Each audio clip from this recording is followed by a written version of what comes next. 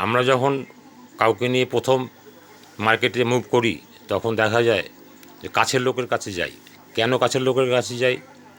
কেননা যে কাছের লোকটা তার বাড়িতে গিয়ে যখন সিনিয়র মানে আপলাইন যখন প্রোগ্রাম করবে, সেই প্রোগ্রামটা যখন করবে আপলাইনের দিকে তাকিয়ে সেই পার্টি কিন্তু কথাটা শুনবে।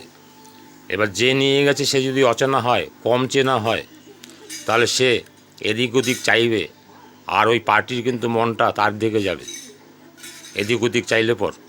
আর নিজের আত্মীয় হলে বিশ্বস্ত লোক, সে যদি এদিক ওদিক চায়ও, কোথাও উঠে যায়ও, তাহলেও তার দিকে কোনো ভ্রুক্ষেপ থাকবে না। পার্টি তখন মন দিয়ে কথাগুলো শুনবে। আর কথাগুলো যদি না শোনে মন দিয়ে, তাহলে প্রোগ্রামটা সাকসেস হবে না। তাই কাছের লোকের বাড়িতে আমরা এই জন্যই প্রোগ্রামটা করি, যাতে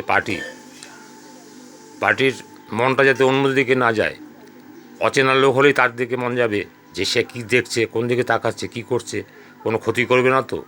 এই মনোবৃত্তি যদি থাকে পার্টি তাহলে প্রোগ্রামটা শুনবে না মন দিয়ে।